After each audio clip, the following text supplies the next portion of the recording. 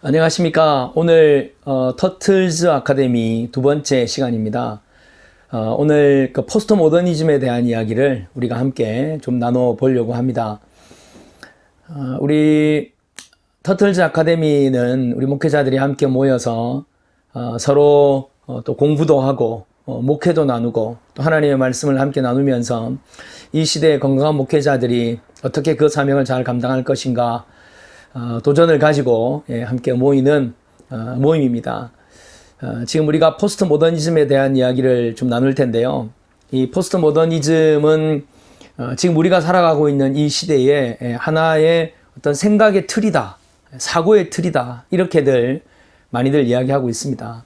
포스트 모더니즘이 어떤 정확한 명제를 가지고 있는 것은 아니지만, 정확한 정의를 가지고 있는 것은 아니지만, 지금 우리가 살아가는 이 시대는 그렇게 포스트 모더니즘적인 성향들을 가지고 있다는 사실을 대부분 사람들이 다 인정을 하고 있습니다. 그런데 이 포스트 모더니즘이 우리 기독교 안에도, 우리 그리스도인들 안에도 그 영향이 상당히 많이 끼쳐 있다는 사실을 우리가 간과할 수가 없습니다.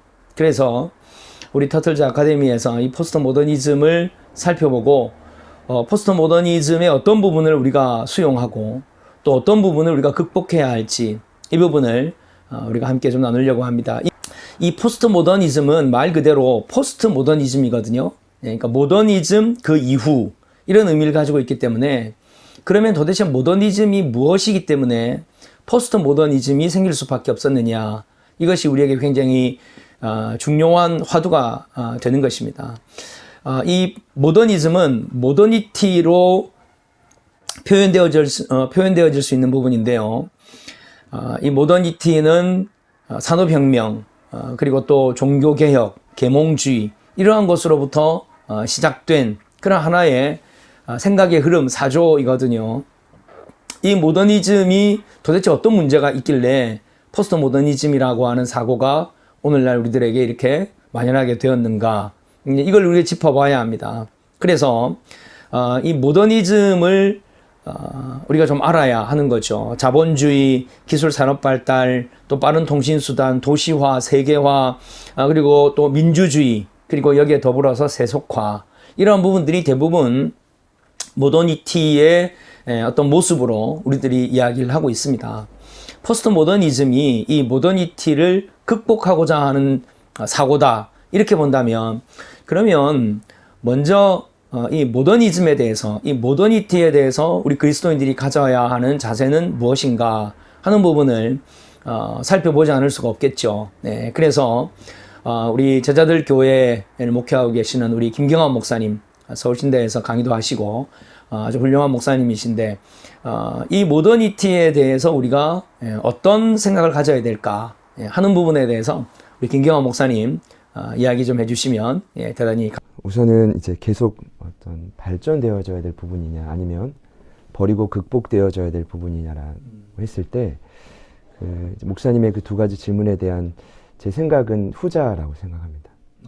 발전되는 방향보다는 버리고 좀 단호하게 극복되어져야 될 부분이라고 생각되는 이유는, 아무래도 이제 모더니즘이 강화된 시기 자체가 20세기 초이기도 하지만 어떤 교회의 권위나 봉건성을 비판하면서 시작됐을 때 하나님의 권위나 말씀에 대한 기준 자체도 부정했던 부분이 크기 때문에 좀 그런 생각을 하게 되었고요. 사실은 모더니티의 그 지속을 주장하는 자들의 의견을 보면, 물론 그분들 안에도 합리성이나 나름 그 자유라는 교의를 가지고 있긴 하지만, 정말 그들이 추구하는 새로운 진전은 있었는가라고 봤을 때 저는 없었고 앞으로도 불가능하다라는 생각을 하고 있습니다. 먼저는 진보를 위해서, 그 발전을 위해서 계몽주의 허구적 전제를 근본적으로 문제 삼지 않았고, 둘째는 가장 중요한 부분일 텐데요. 하나님의 권위에 대해, 말씀에 대해 분명한 자각이 없기 때문일 것입니다. 특별히 이제 포스트 모더니즘에서도 저는 마찬가지로 새롭게 기대할 만한 것은 없다라고 생각을 하는데요. 아니, 그들에게 새롭게 기대할 만한 것은 어찌 보면은 그 자체로 거부되어야 될 어떤 모더니즘의 교의죠. 그러니까 포스트 모더니즘도 새로운 것을 추구하고 있지만 그전 것을 철저하게 부정을 하고 사실은 새롭게 기대한다고 말은 하지만 막상 또 새롭게 기대할 만한 것이 없는. 네, 제가 저도 설명을 하고 있지만 조금 어렵긴 한데요. 나부리는 이렇게 말을 하고 있습니다. 이미 모더니티의 시대는 물 건너갔고 자율적인 이성의 시대는 종식됐다고 가정해도 파편화되고 상대주의적인 포스트 모더니즘 세계는 계몽주의만큼이나 복음에 유익하지 못하다. 그러니까 두 세력 모두 다 복음주의 본질로 보자면 알맞지 않고 적절하지 않다라고 생각을 합니다. 그래서 두 시대 모두 다 이제 철저히 성경적인 입장에서는 맞지 않지만 모더니즘을 봤을 때 제가 생각을 할 때는 버리고 극복되어져야 될 부분이다. 결론을 내리자면 일단 해 아래 새 것은 없다.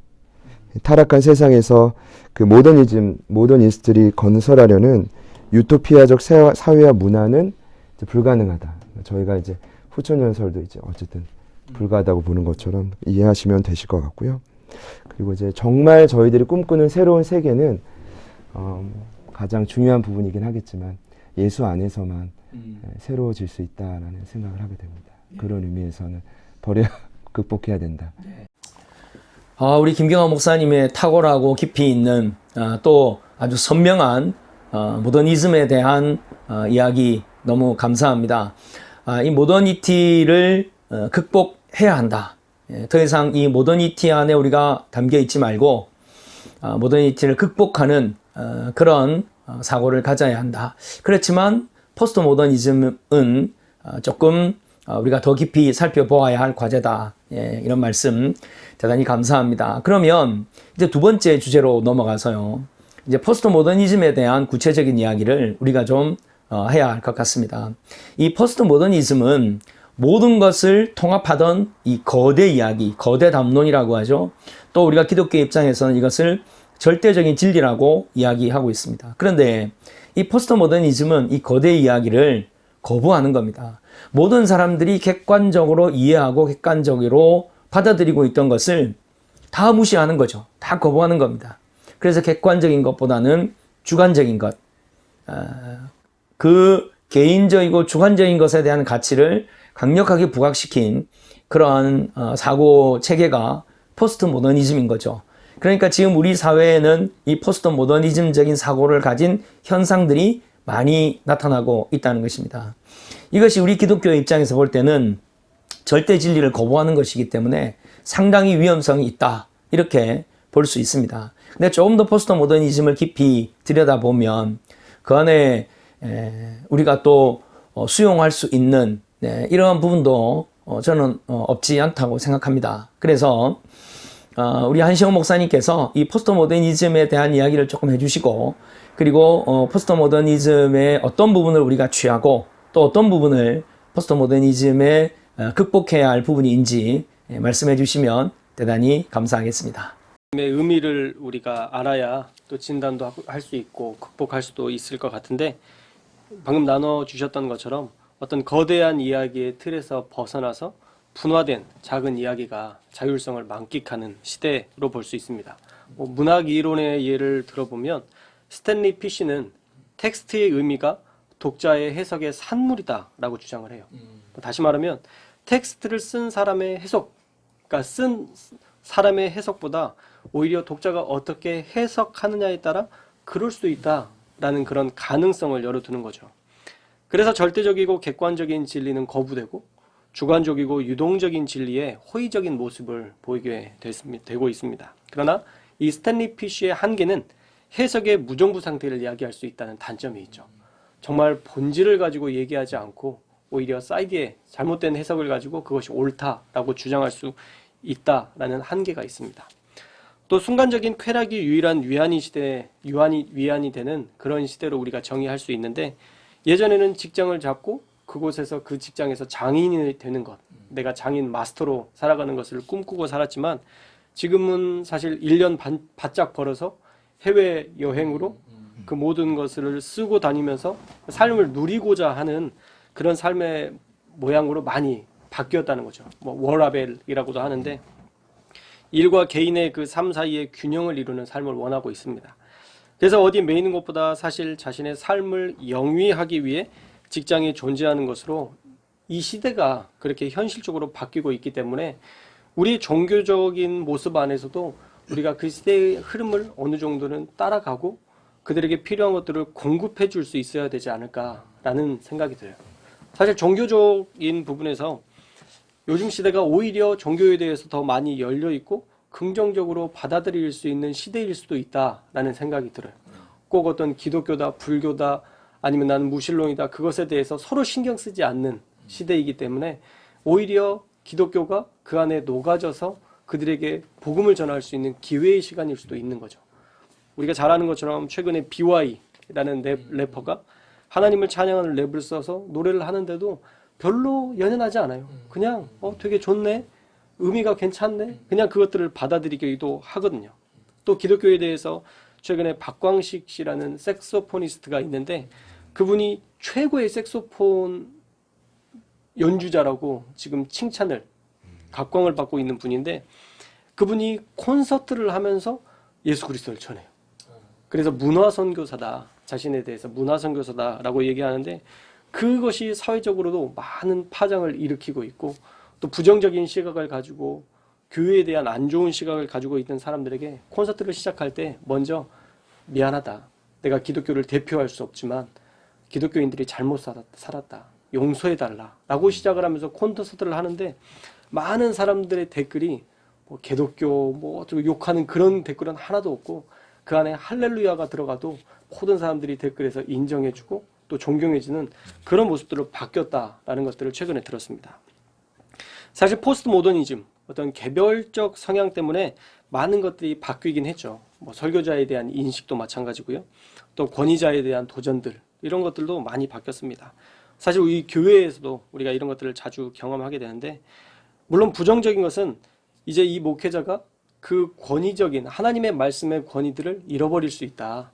많은 사람들이 그것들을 포기할 수 있다. 우리 김경환 목사님이 말씀해 주셨던 것처럼 그런 일들이 실제 일어나고 있고 그것이 정말 부정적인 시각이 될 수도 있다고 생각을 해요. 그러나 목회자가 어떤 권위주의를 탈피하는 곳으로 사회 속에 들어가서 우리가 그들을 변화시킬 수 있는 기회가 있다면 그건 역시도 우리가 할 수 있는 일이 아닐까. 그래서 저는 우리 성도님들에게도 부탁을 하는데 우리가 함께 있을 때, 같이 지낼 때는 내가 어떤 권위자로서 같이 밥 먹는데도 목사다라고 생각할 필요는 없잖아요, 사실.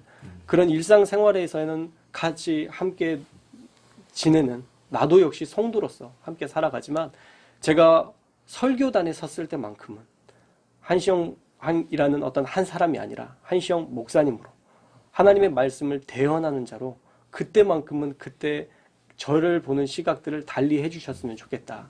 그 말씀이 여러분에게 들어가는 그런 하나님이 주시는 말씀으로 이해되었으면 좋겠다라고 이렇게 권면을 하거든요. 사실 그렇게 받아들이는 게 어떻게 될지는 모르겠지만 제가 계속 그렇게 부탁을 드리는 거예요. 그래서 우리가 본질을 얼마나 부드럽게 요리해서 세상의 사람들에게 매력을 느끼게 할 수 있느냐, 이것이 사실 우리의 숙제인 것 같아요. 유튜브라는 매개체도 잘 이용하면 복음을 전하는 귀한 도구가 될 수 있다는 거. 단지 이게 위기로만 보고 무조건 모여야 된다는 생각으로 다그칠 게 아니라 우리가 사실은 모여서도 온전하게 예배를 잘 드리고 또 안 모일 때도 신앙이 자랄 수 있는 컨텐츠를 제공하면서 그들이 교회에서 신앙도 잘하고 세상 속에서도 하나님을 생각하고 인식할 수 있는 그런 컨텐츠를 제공함으로써 그들이 더 하나님 안에서 잘 자라가는 그런 역할들을 해주는 것, 이게 필요하다라는 생각이 들어요. 마지막으로 말씀드리면 최근에 저희 권사님께 제가 계속 저희 설교를 영상을 녹화를 해서 이렇게 보내드렸는데 사실 하면서 이게 효과가 있을까? 괜히 나만 힘든 거 아닌가? 이런 생각을 했었는데 그 권사님이 저에게 얼마 전에 목사님이 보내주신 그 설교 제가 저희 아들에게 계속 보내주고 있는데 이번 주부터 교회 나가기 시작했어요. 라고 얘기하는데 가슴이 정말 뭉클하더라고요. 이게 별것 아니지만 제가 찾아가서 만나지도 않았지만 이게 그분들에게 전도의 도구가 된다고 하면 우리가 이것도 잘 활용하면 오히려 포스트 모더니즘 시대에 더 많은 사람들에게 개별적으로 영향력을 끼칠 수 있는 은혜의 도구가 되지 않을까 그렇게 생각해보게 됐습니다. 한시영 목사님 대단히 감사합니다. 목사님의 어떤 목회의 현장에서 또 나타나고 있는 부분들까지 이렇게 말씀하시면서 포스트 모더니즘의 기독교의 어떤 절대 진리에 대한 도전의 부분들은 우리가 철저히 경계하고 절대 진리를 지키기 위해서 노력을 해야 할 뿐만 아니라 또 포스트 모더니즘이 모든 이들에게 어떤 마음을 열게 하는 모든 것을 다 수용할 수 있는 그런 자세를 가지고 있기 때문에 포스트 모더니즘의 그런 영향들 속에 우리 그리스도인들이 보다 더 깊이 있고 또 다양한 방법으로 우리의 믿음을, 우리의 신앙을 또 접근해야 할 것이다. 이제 이런 또 긍정적인 부분까지 말씀을 해 주셔서 대단히 감사합니다. 이번에 이제 세 번째 주제로 좀 넘어가 보겠습니다. 이 포스트 모더니즘이 인간의 일반적인 사고 체계까지 흔들어 놓았을 뿐만 아니라 기독교의 근본적인 어떤 신학에 대한 부분도 굉장히 많은 도전을 해오고 있는 것을 볼 수 있습니다. 포스트 모더니즘이 어떤 사상 체계를 흔들어 놓으면서 그 안에 뭐 다원주의라든지 또는 뭐 실존주의라든지 그리고 도덕적 상대주의 또 뿐만 아니라 해체주의 이러한 사고 체계를 많이 남겼죠. 이것은 문학이라든지 예술이라든지 뭐 학문이라든지 과학에 대한 부분까지도 이러한 현상들이 나타나고 있습니다. 근데 그것이 문제가 아니라 신학 안에도 이런 심각한 포스트 모더니즘적인 사고와 신학적 시도가 계속 되어지고 있다는 거죠. 역사적 예수 또는 예수 세미나 그리고 종교 다원주의 이러한 부분들은 분명히 포스트 모더니즘적인 사고를 가지고 성경을 보고 또 예수님의 실체를 아주 인본주의적으로 파헤치려고 하는 이런 시도라고 볼 수 있을 것입니다. 그리고 나아가서 종교 다원주의, 한국 교회가 또 이 부분 때문에 얼마나 많이 몸살을 앓았는지 모르는데요. 이렇게 신학적으로 사상적으로 공격해오고 있는 포스트 모더니즘을 어떻게 대처할 수 있는지 우리 조광성 목사님께서 이 부분에 대하여 말씀해 주시면 감사하겠습니다. 너무 어려운 거를 말씀하라고 하시는 것 같은데, 예, 목사님들 말씀을 전적으로 이제 동의하면서도 또 조금 각도를 달리 이야기를 한다면, 포스트라는 것은 아까 목사님 말씀하신 대로 포스트 뭐 이후라는 뜻이고 모더니즘의 이후라는 거잖아요. 그래서 뭐 탈현대주의 그렇게 이야기도 하고 해체주의라고도 우리가 이야기를 합니다. 그러니까 현대주의라는 것을 우리가 이제 반기독교적인 그런 모습이다 해서 말씀도 해주셨는데, 또 한편으로 보면 현대주의는 규범이 있다, 규범이 있는 것이다 하는 그런 걸로 이제 요약이 될 수 있죠. 그러니까 현대주의는 규범이 있는 것, 그리고 탈현대주의, 포스트 모더니즘이다 하면 그 규범을 뛰어넘는다. 그래서 해체주의라는 말을 이제 쓰게 되는 거죠. 그러면 우리가 이제 뭐 제가 음악을 좋아하니까 음악을 이제 도레미파솔라시도 그렇게 하는데, 이제 포스트 모더니즘적인 그런 음악은 이제 그 12음계를 또 반으로 나누는 거죠. 반으로 나눠서 24음계로 만들고 48개로 만들고 이렇게 해서 도대체 이것이 어떤 음인가, 이것이 도인가 레인가를 모를 정도로 그렇게 음을 세분화하고, 이제 뭐 이제 컨템포러리 뮤직이라고 하는 그런 분야에서 백남준 씨 같은 경우 무대에 올라가서 피아노를 해머로 두들겨 부시는, 1시간 동안 두들겨 부시고 음악 연주를 했다고 말하는 그것이 도대체 음악인가. 그런데 포스트 모더니즘에서는 그걸 음악이라고 이야기를 하는 거죠. 모든 것을 해체하는 거죠. 기독교의 입장은 어떤 규범이라고 생각을 해요. 하나님이 천지를 창조하셨다, 분명히 이야기를 하는 거죠. 그런데 창조에 대해서 이렇게 기독교처럼 분명하게 이야기를 하는 종교가 없죠. 그러니까 자기네 신이 창조했다고 그 너무나 엄청난 거짓말을 못하는 거죠. 창조에 대해서 명쾌하게 말하는 종교는 기독교밖에 없다.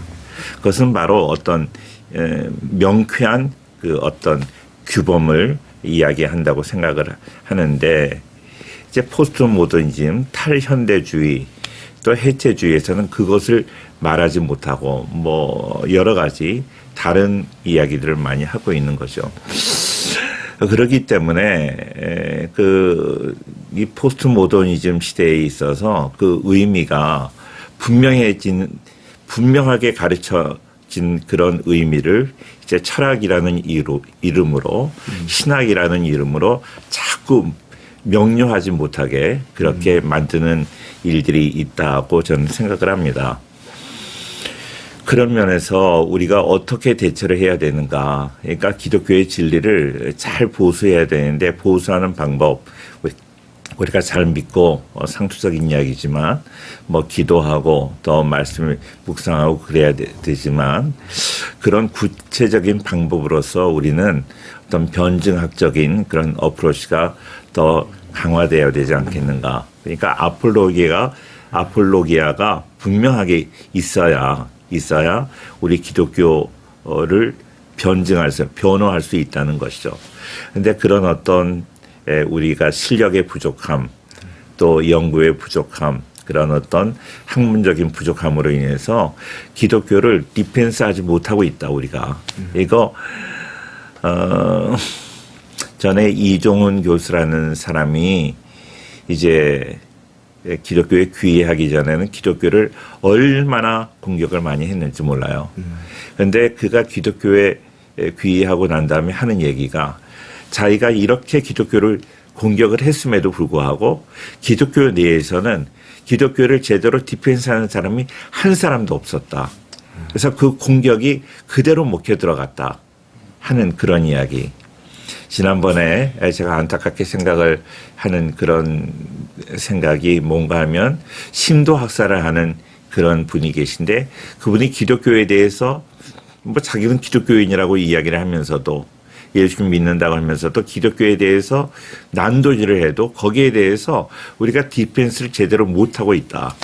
그러면서 우리가 변증학적인 그러한 연구가 더 필요하지 않을까 하는 그런 생각이 듭니다. 감사합니다. 조광석 목사님의 탁월하고 깊이 있고 또 아주 진중한 신학적 공격에 대해서 대처해야 할 부분 너무 선명하게 잘 말씀해 주신 것 같습니다.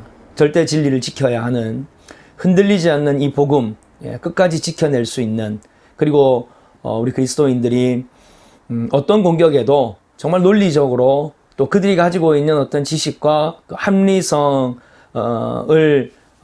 과감하게 뛰어넘을 수 있는 그런 실력을 갖추어야 한다. 네, 이 말씀 굉장히 도전이 되는 말씀입니다. 대단히 감사합니다. 이제 네 번째 마지막 주제입니다. 포스트 모더니즘이 지금 한국 교회에 어떻게 뿌리를 내리고 또 어떻게 드러나고 있는지 이것을 우리가 정확히 파악하지 않으면 또 포스트 모더니즘을 극복하는데 어려움이 있을 것입니다. 알지 못하는 가운데 조용히 들어와서 포스트 모더니즘적인 사고를 교회에 사단은 분명히 퍼뜨릴 것이기 때문이죠. 그래서 이제 일부 학자들이 포스트 모더니즘의 어떤 영향으로 이야기하고 있는 부분이 바로 이 가나안 교회, 가나안 신자, 이름이 없으면 사실 실체가 없습니다. 교회를 다니다가 중간에 교회를 그만 다니는 이런 이들, 그런 이들이 우리는 언젠가는 교회로 돌아올 것이다 이렇게 생각하고 있던 찰나에 그들에게 이름을 주어버렸어요. 그게 뭐냐면 바로 가나안 신자라고 하는 것입니다.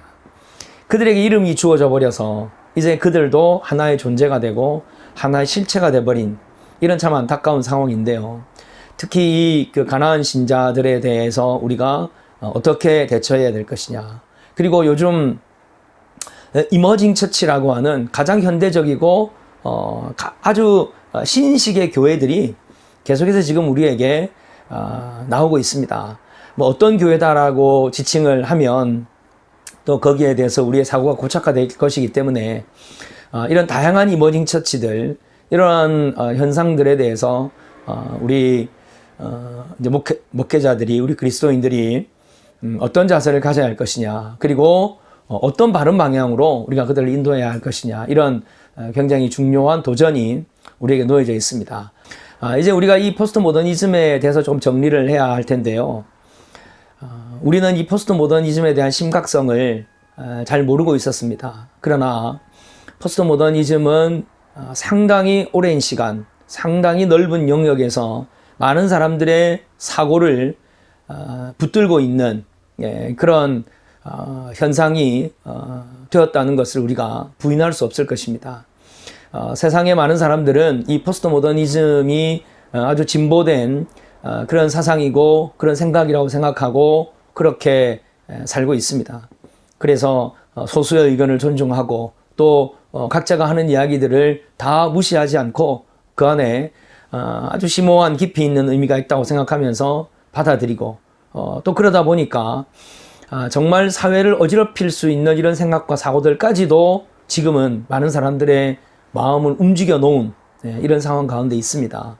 포스트 모더니즘을 분명히 알고 이미 이 모더니즘을 극복하기 위하여 나온 포스트 모더니즘이지만 우리가 보기에는 상당한 심각함을 우리 모두가 다 지금 깨달았습니다. 그러면 우리 그리스도인들이 어떻게 이 포스트 모더니즘을 바로 알고 포스트 모더니즘이 끼친 악영향을 건강한 방향으로 옮겨갈 것이냐 하는 부분을 오늘 우리가 함께 나눴습니다. 우리 모두가 세상을 보는 안목, 세계관, 영적 세계관, 성경적 세계관, 또 성령의 인도하시는 그런 올바른 세계관을 가지고 말씀을 중심으로 한 세계관을 가지고 우리가 이 시대를 극복해 나가고 변화시켜 나가고 이 땅에 하나님의 나라를 이루는데 우리 모두가 한 마음이 되어야 하리라고 믿습니다. 오늘 우리 터틀즈 아카데미 포스트 모더니즘에 대한 우리의 이 대화의 내용을 또 많은 사람들이 서로 도전으로 받아들이고 또 하나의 어떤 대안의 방법으로 받아들일 수 있다면 우리는 하나님 앞에 감사하고 또 이런 귀한 시간을 함께 나눈 것에 대해서 감사를 드립니다. 오늘 함께 해주신 모든 분들에게 진심으로 감사를 드리면서 오늘 이것으로서 터틀즈 아카데미 두 번째 포스트 모더니즘에 대한 대화를 마무리하도록 하겠습니다. 감사합니다.